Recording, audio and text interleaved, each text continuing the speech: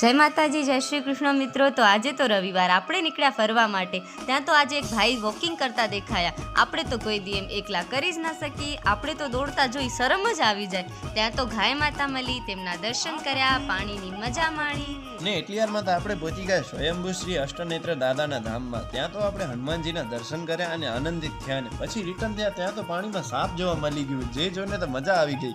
ને પછી તો આપણે ઘેટા બકરા મળ્યા, જે આ કાકા ચરાવીને પાછા લઈ આવતા હતા। કાકાને જોઈને પણ આનંદ થયો। ને પછી તો આ લોકો ક્યાં ખેતરમાં ચાલ્યા ગયા। ખેતરમાં તો કેવો અનેરો શોખ હતો જવાનો। ને પછી તો ત્યાં તો મસ્ત મજાનું દ્રશ્ય જોવા જેવું હતું। ને પછી તો આ લોકો બધા કરે નાસ્તો, ને આપણે તો એ ભાવે નહીં। પછી મેં અને રાધાએ ખાધી મસ્ત દહીંપુરી, સેવપુરી, તે ખાઈને તો મજા આવી ગઈ। પછી તો આ લોકો બધા મેળાવડામાં જામી ગયા હતા, ને પછી ઊભા નતા થતા। ત્યાં તો રિટર્ન જવાનો સમય થઈ ગયો, આપણે ઘર તરફ જઈ રહ્યા હતા। આજે તો રવિવારે ખૂબ મજા કરી લીધી। ઘરે પહોંચીને રાતે ચૂલા પર ખીચડી બનાવી। ચૂલાની ખીચડી કોને કોને ભાવે છે?